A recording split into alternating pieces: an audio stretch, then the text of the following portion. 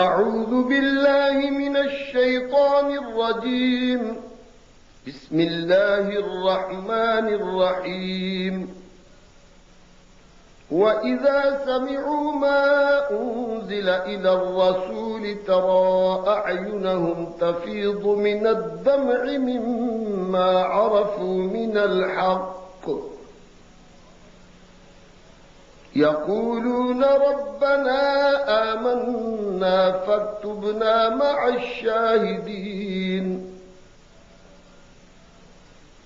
وما لنا لا نؤمن بالله وما جاءنا من الحق ونطمع أن يدخلنا ربنا مع القوم الصالحين. فأثابهم الله بما قالوا جنات تجري من تحتها الأنهار خالدين فيها وذلك جزاء المحسنين. والذين كفروا وكذبوا بآياتنا أولئك أصحاب الجحيم. يا أيها الذين آمنوا لا تحرموا طيبات ما أحل الله لكم ولا تعتدوا إن الله لا يحب المعتدين. وكلوا مما رزقكم الله حلالا طيبا واتقوا الله الذي أنتم به مؤمنون. لا يؤاخذكم الله باللغو في أيمانكم ولكن يؤاخذكم بما عقدتم الأيمان. فكفارته إطعام 10 مساكين من أوسط ما تطعمون أهليكم أو كسوتهم أو تحرير رقبة. فمن لم يجد فصيام 3 أيام ذلك كفارة أيمانكم إذا حلفتم واحفظوا أيمانكم كذلك يبين الله لكم آياته لعلكم تشكرون. يا أيها الذين آمنوا إنما الخمر والميسر والأنصاب والأزلام رجس من عمل الشيطان فاجتنبوه لعلكم تفلحون. إنما يريد الشيطان أن يوقع بينكم العداوة والبغضاء في الخمر والميسر ويصدكم عن ذكر الله وعن الصلاة فهل أنتم منتهون. وأطيعوا الله وأطيعوا الرسول واحذروا فإن توليتم فاعلموا أنما على رسولنا البلاغ المبين. ليس على الذين آمنوا وعملوا الصالحات جناح فيما طعموا إذا ما اتقوا وآمنوا وعملوا الصالحات ثم اتقوا وآمنوا ثم اتقوا وأحسنوا والله يحب المحسنين. يا أيها الذين آمنوا ليبلونكم الله بشيء من الصيد تناله أيديكم ورماحكم ليعلم الله من يخافه بالغيب فمن اعتدى بعد ذلك فله عذاب أليم. يا أيها الذين آمنوا لا تقتلوا الصيد وأنتم حرم ومن قتله منكم متعمدا فجزاء مثل ما قتل من النعم يحكم به ذوى عدل منكم هديا بالغ الكعبة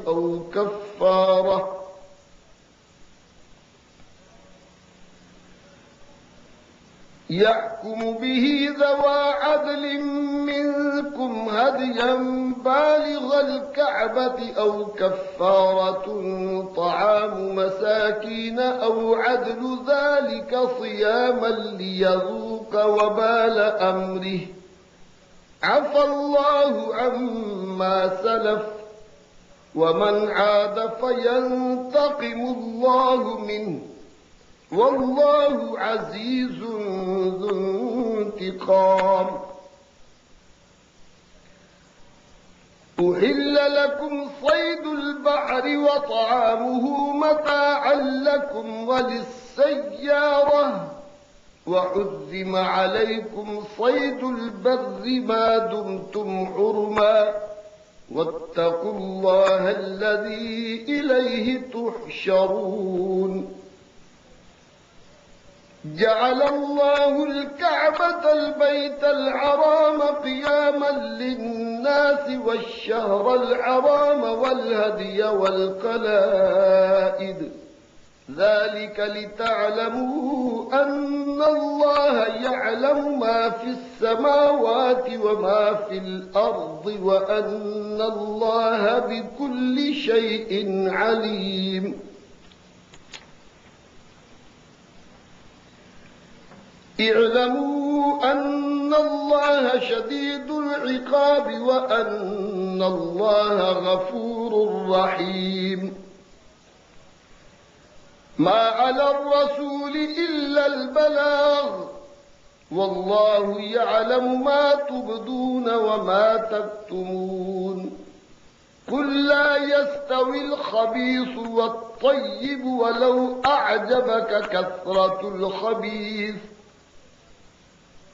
فاتقوا الله يا أولي الألباب لعلكم تفلحون. يا أيها الذين آمنوا لا تسألوا عن أشياء إن تبد لكم تسؤكم وإن تسألوا عنها حين ينزل القرآن تبد لكم عفى الله عنها والله غفور حليم. قد سألها قوم من قبلكم ثم أصبحوا بها كافرين. ما جعل الله من بحيرة ولا سائبة ولا وصيلة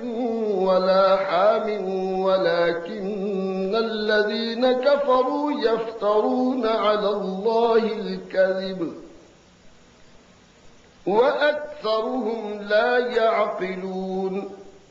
وإذا قيل لهم تعالوا إلى ما أنزل الله وإلى الرسول قالوا حسبنا ما وجدنا عليه آباءنا أولو كان آباؤهم لا يعلمون شيئا ولا يهتدون. يا أيها الذين آمنوا عليكم أنفسكم لا يضركم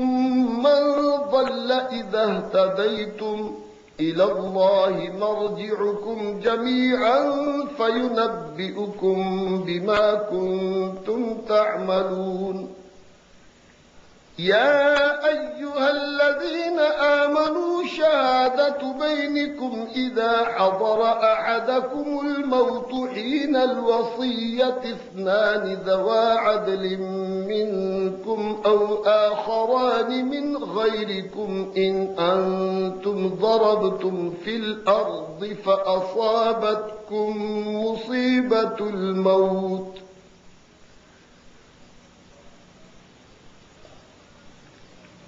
تحبسونهما من بعد الصلاة فيقسمان بالله إن ارتبتم لا نشتري به ثمنا ولو كان ذا قربى ولا نكتم شهادة الله إنا إذا لمن الآثمين فإن عثر على أنهما استحقا إثما فآخران يقومان مقامهما من الذين استحق عليهم الأوليان فيقسمان بالله لشهادتنا أحق من شهادتهما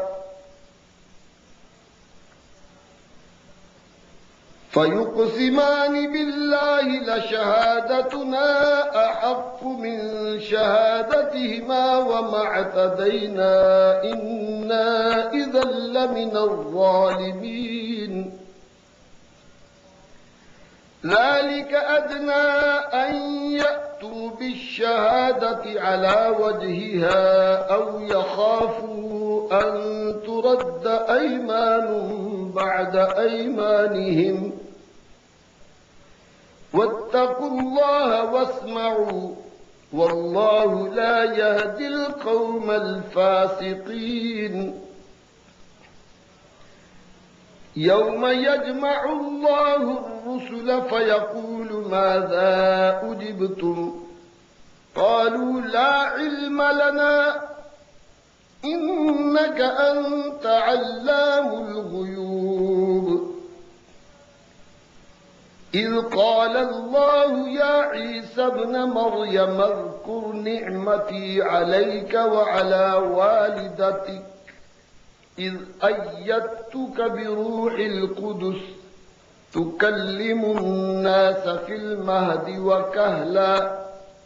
وإذ علمتك الكتاب والحكمة والتوراة والإنجيل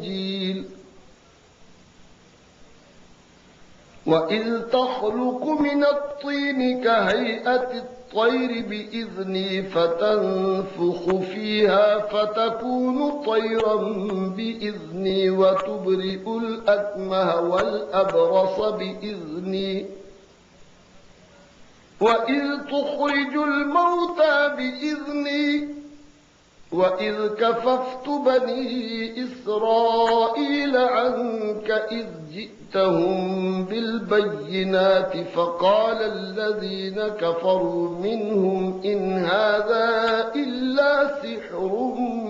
مبين وإذ أوحيت إلى الحواريين أن آمنوا بي وبرسولي قالوا آمنا واشهد بأننا مسلمون إذ قال الحواريون يا عيسى ابن مريم هل يستطيع ربك أن ينزل علينا مائدة من السماء قال اتقوا الله إن كنتم مؤمنين قالوا نريد أن نأكل منها وتطمئن قلوبنا ونعلم أن قد صدقتنا ونكون عليها من الشاهدين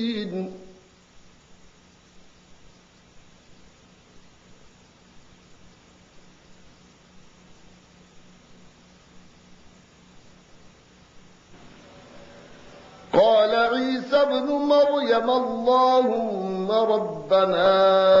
أنزل علينا مائدة من السماء تكون لنا عيدا لأولنا وآخرنا وآية منك وارزقنا وأنت خير الرازقين قال الله إني منزلها عليكم فمن يكفر بعد منكم فإني أعذبه عذابا لا أعذبه أحدا من العالمين وإذ قال الله يا عيسى ابن مريم أأنت قلت للناس اتخذوني وأمي إلهين من دون الله قال سبحانك ما يكون لي أن أقول ما ليس لي بحق إن كنت قلته فقد علمته تعلم ما في نفسي ولا أعلم ما في نفسك إنك أنت علام الغيوب ما قلت لهم إلا ما أمرتني به أن اعبدوا الله ربي وربكم وكنت عليهم شهيدا ما دمت فيهم فلما توفيتني كنت أنت الرقيب عليهم وأنت على كل شيء شهيد إن تعذبهم فإنهم عبادك وإن تغفر لهم فإنك أنت العزيز الحكيم قال الله هذا يوم ينفع الصادقين صدقهم لهم جنات تجري من تحتها الأنهار خالدين فيها أبدا رضي الله عنهم ورضوا عنه ذلك الفوز العظيم لله ملك السماوات والأرض وما فيهن وهو على كل شيء قدير بسم الله الرحمن الرحيم الحمد لله الذي خلق السماوات والأرض وجعل الظلمات والنور ثم الذين كفروا بربهم يعدلون هو الذي خلقكم من طين ثم قضى أجلا وأجل مسمى عنده ثم أنتم تمترون وهو الله في السماوات وفي الأرض يعلم سركم وجهركم ويعلم ما تكسبون وما تأتيهم من آية من آيات ربهم إلا كانوا عنها معرضين فقد كذبوا بالحق لما جاءهم فسوف يأتيهم أنباء ما كانوا به يستهزئون ألم يروا كم أهلكنا من قبلهم من قرن مكناهم في الأرض ما لم نمكن لكم وأرسلنا السماء عليهم مدرارا وجعلنا الأنهار تجري من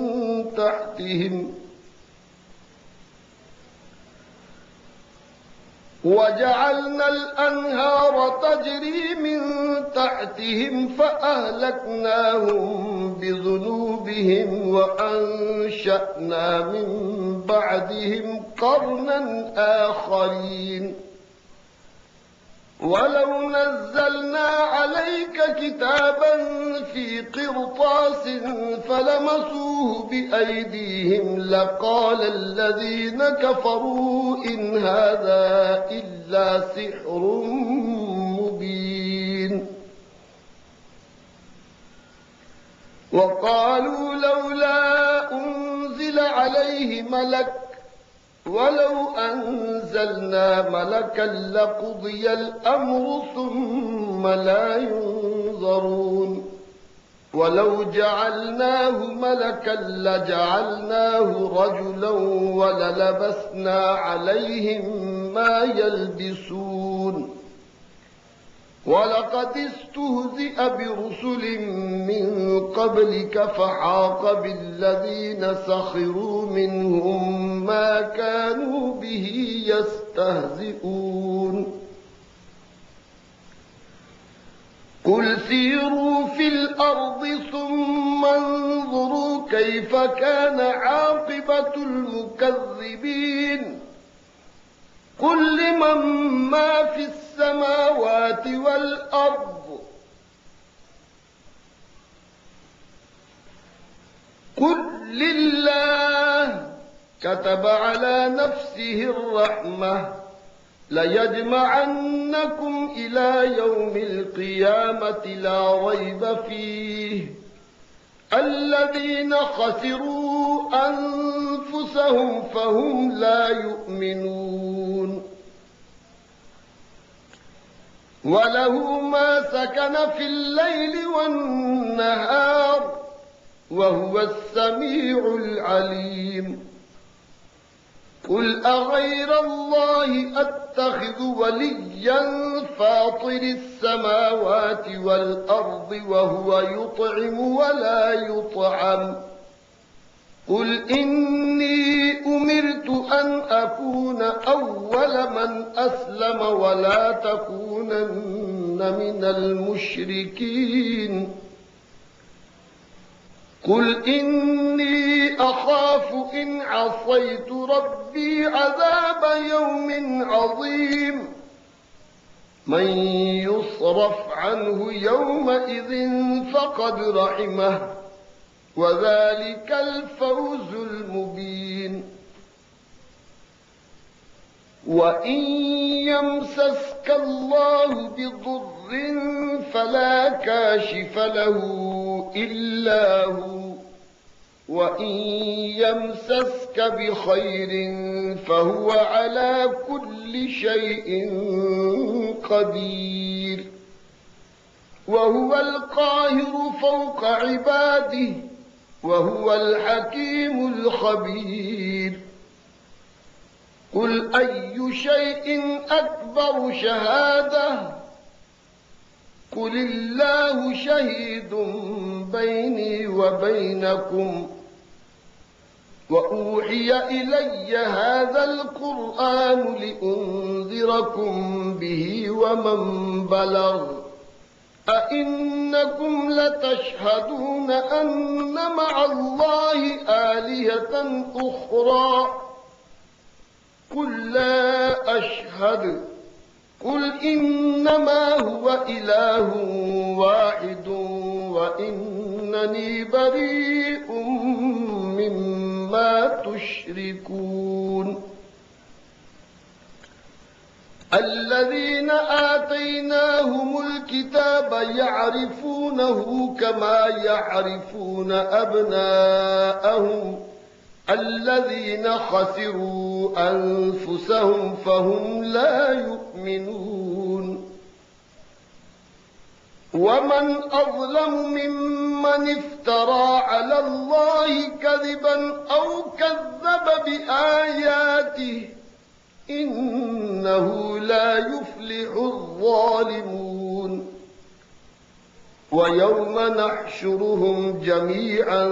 ثم نقول للذين أشركوا أين شركاؤكم الذين كنتم تزعمون ثم لم تكن فتنتهم إلا أن قالوا والله ربنا ما كنا مشركين انظر كيف كذبوا على أنفسهم وضل عنهم ما كانوا يفترون ومنهم من يستمع إليك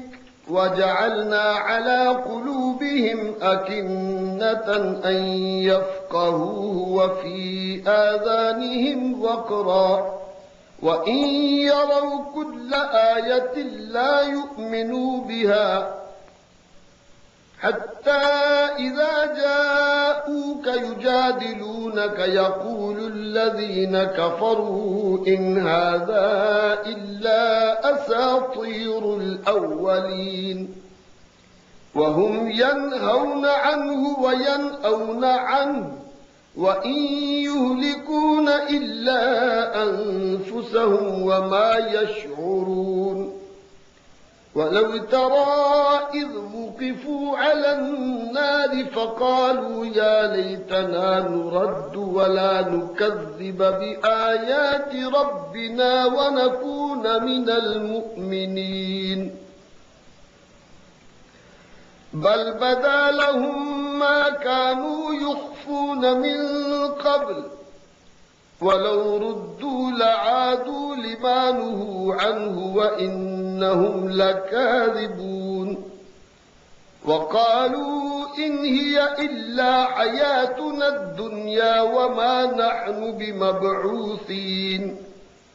ولو ترى إذ وقفوا على ربهم قال أليس هذا بالحق قالوا بلى وربنا قال فذوقوا العذاب بما كنتم تكفرون قد خسر الذين كذبوا بلقاء الله حتى إذا جاءتهم الساعة بغتة قالوا يا حسرتنا على ما فرطنا فيها وهم يحملون أوزارهم على ظهورهم ألا ساء ما يزرون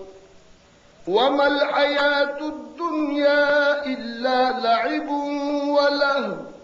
وللدار الآخرة خير للذين يتقون أفلا تعقلون قد نعلم إنه ليحزنك الذي يقولون فإنهم لا يكذبونك ولكن الظالمين بآيات الله يجحدون ولقد كذبت رسل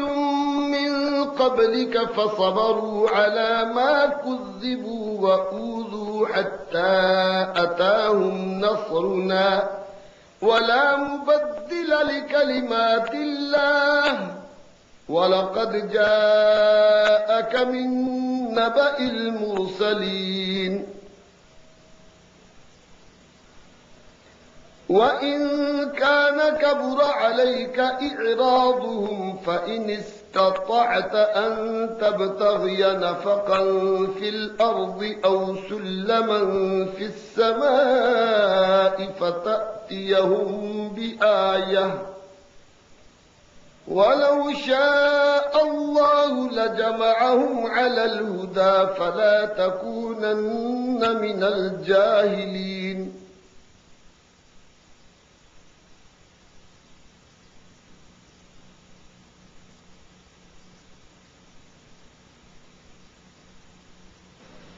إنما يستجيب الذين يسمعون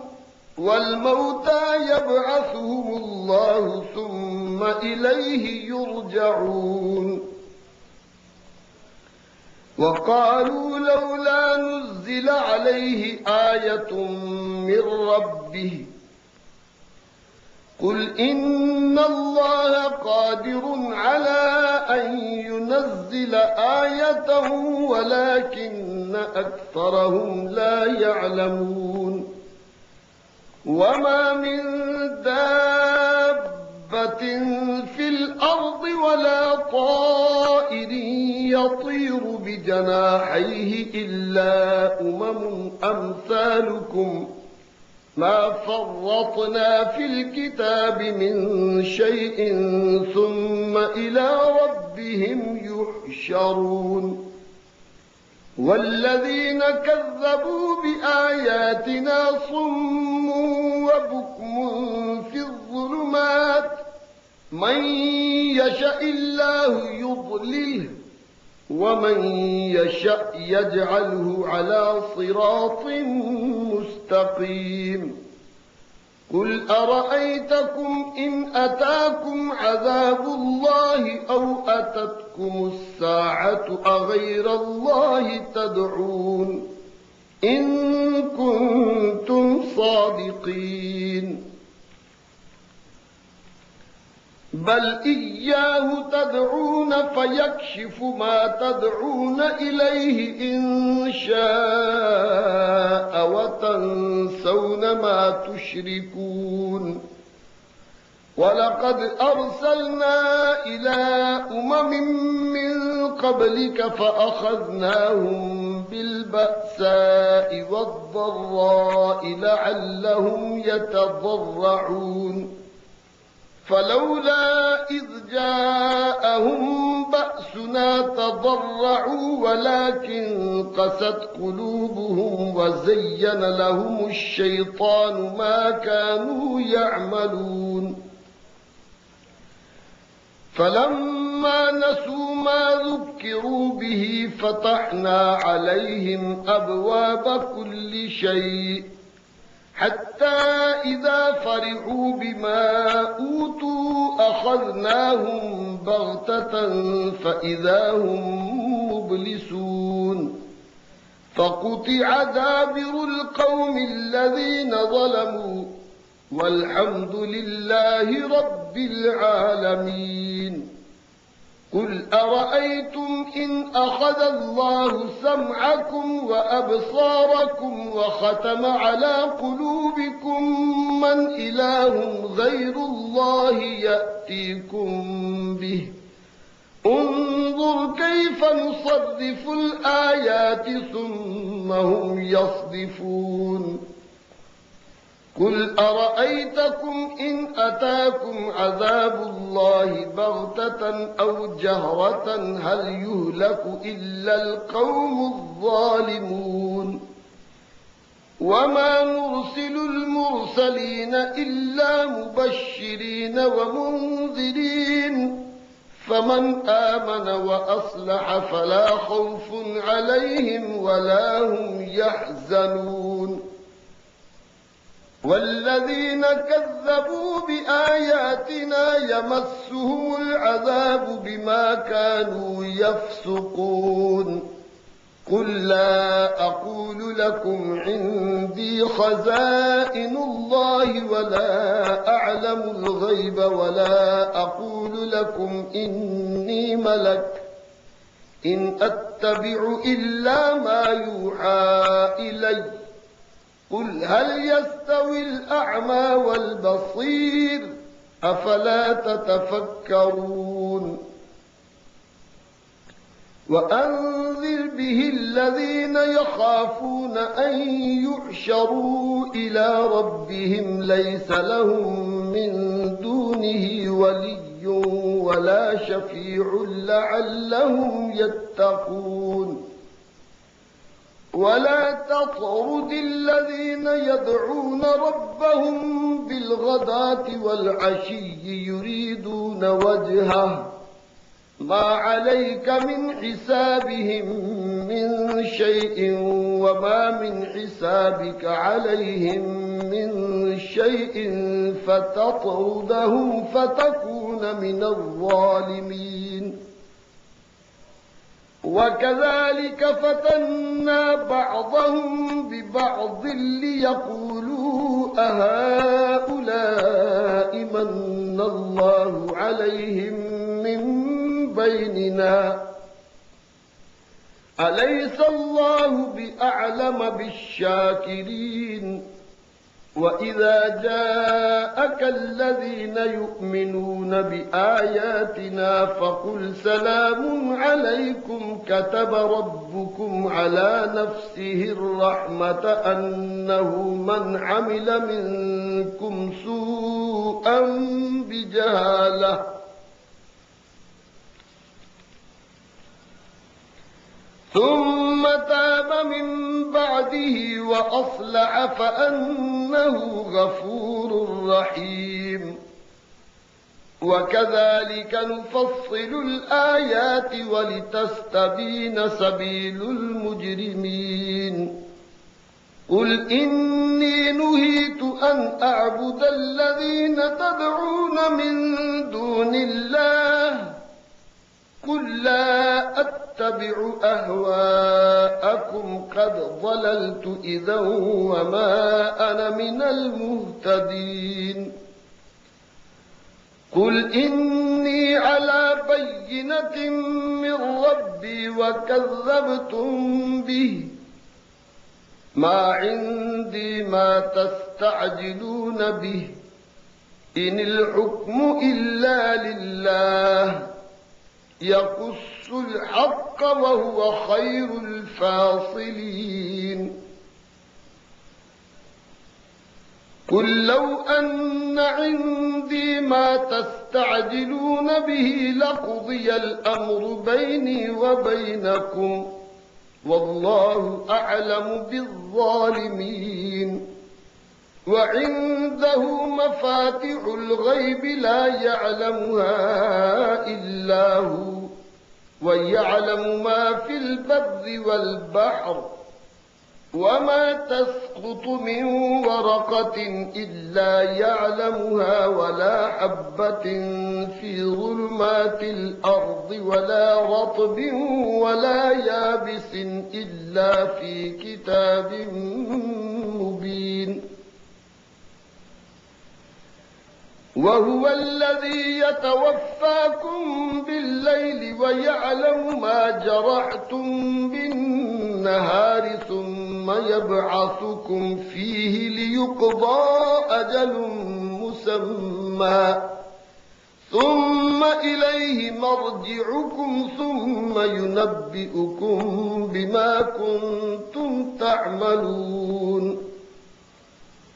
وهو القاهر فوق عباده ويرسل عليكم حفظه حتى إذا جاء أحدكم الموت توفته رسلنا وهم لا يفرطون ثم ردوا إلى الله مولاهم الحق ألا له الحكم وهو أسرع الحاسبين قل من ينجيكم من ظلمات البر والبحر تدعونه تضرعا وخفية لئن أنجانا من هذه لنكونن من الشاكرين قل الله ينجيكم منها ومن كل كرب ثم أنتم تشركون قل هو القادر على أن يبعث عليكم عذابا من فوقكم أو من تحت أرجلكم أو يلبسكم شيعا ويذيق بعضكم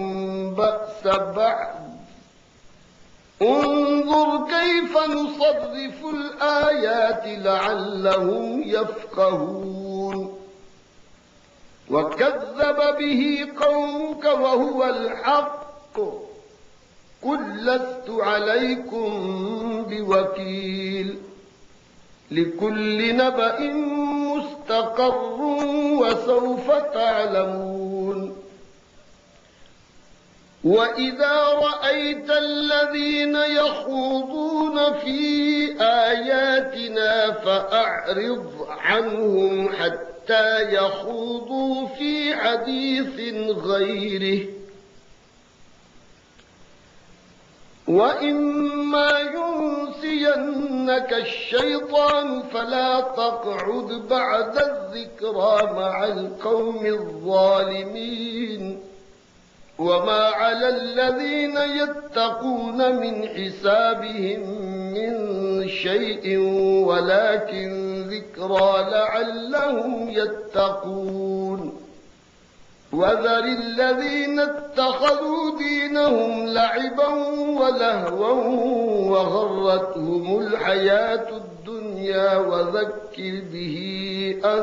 تبسل نفس بما كسبت ليس لها من دون الله ولي ولا شفيع وإن تعدل كل عدل لا يؤخذ منها أولئك الذين أبسلوا بما كسبوا لهم شراب من حميم وعذاب أليم بما كانوا يكفرون قل أندعو من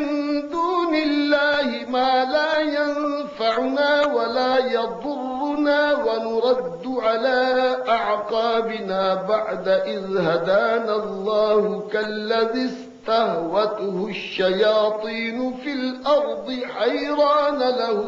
أصحاب يدعونه إلى الهدى ائتنا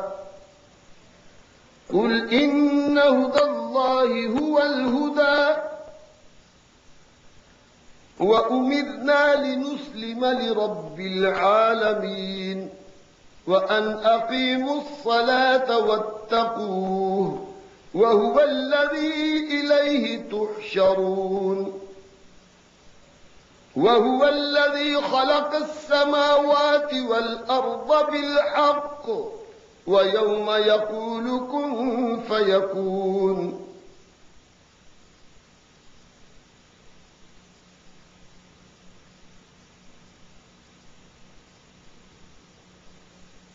قوله الحق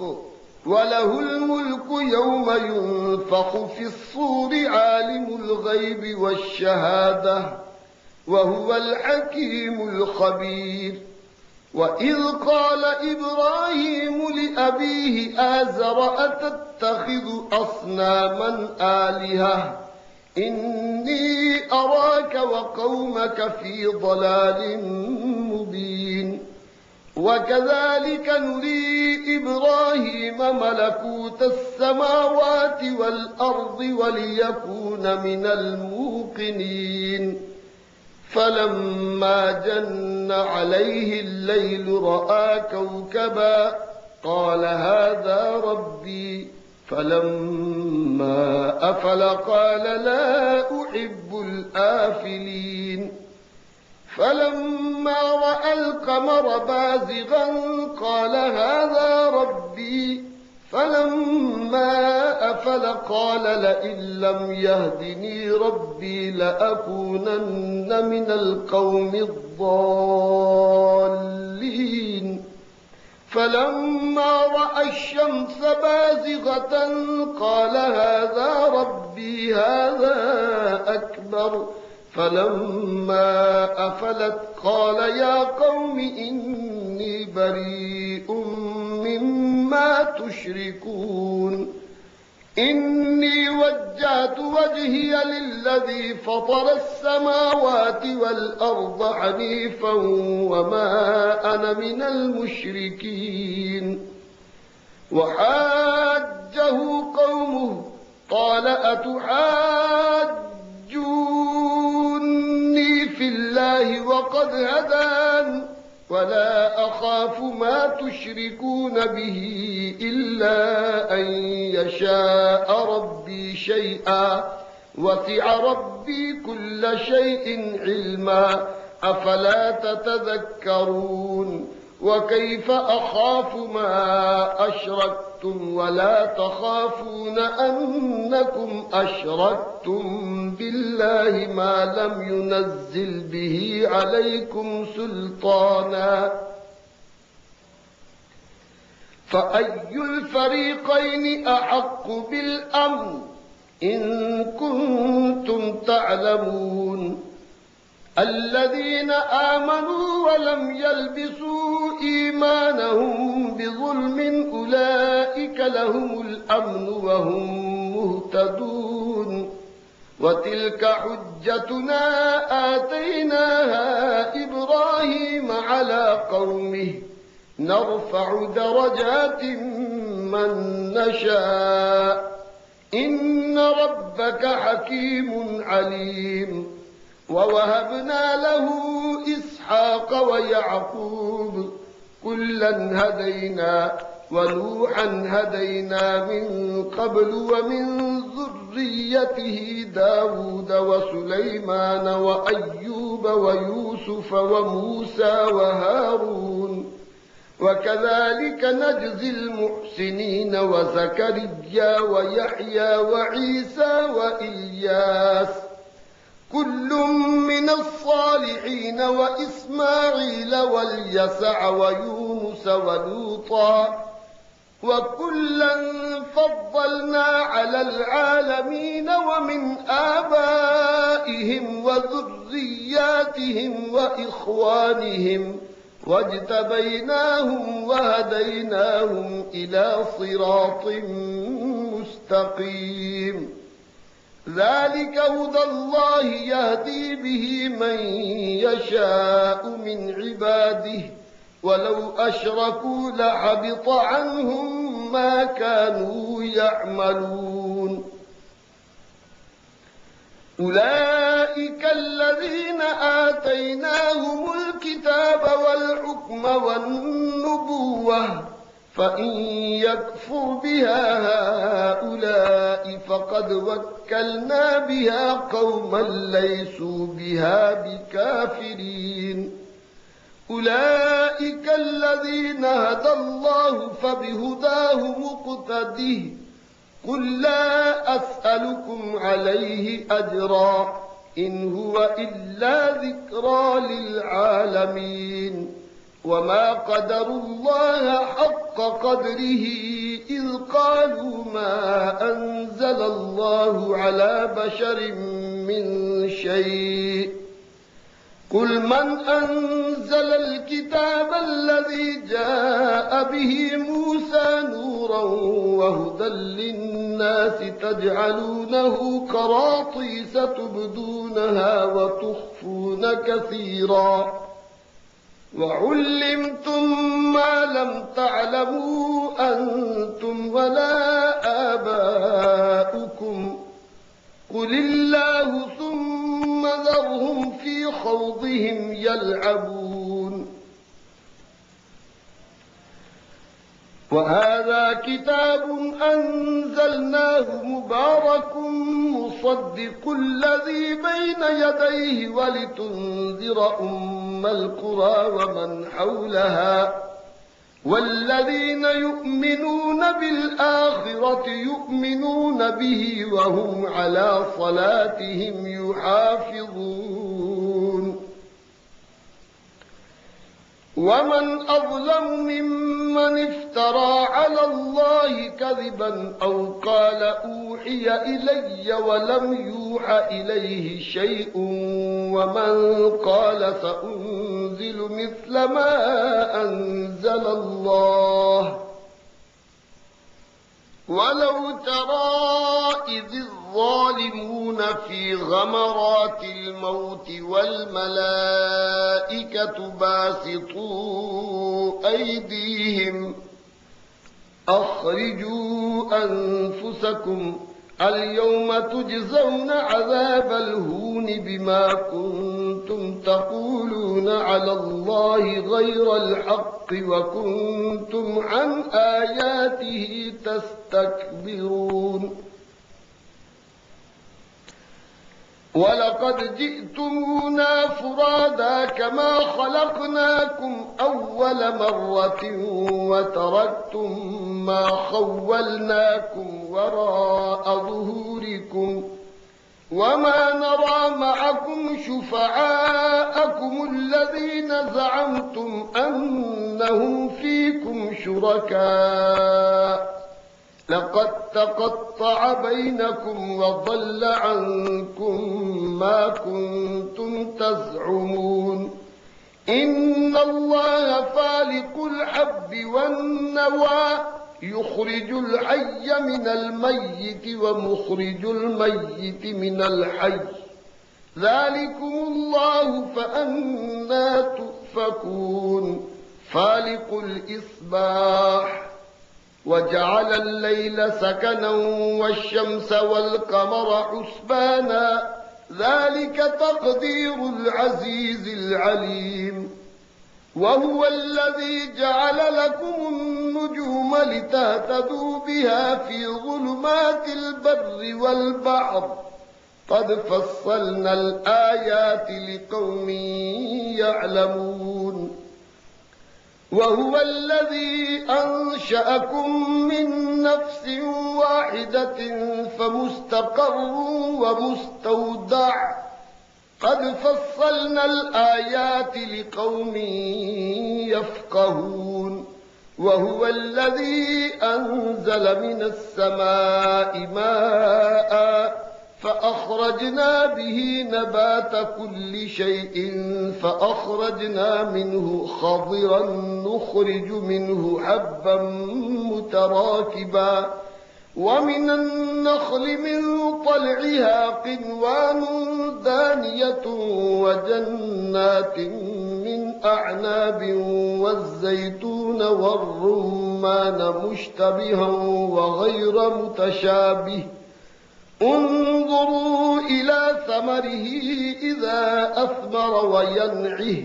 إن في ذلكم لآيات لقوم يؤمنون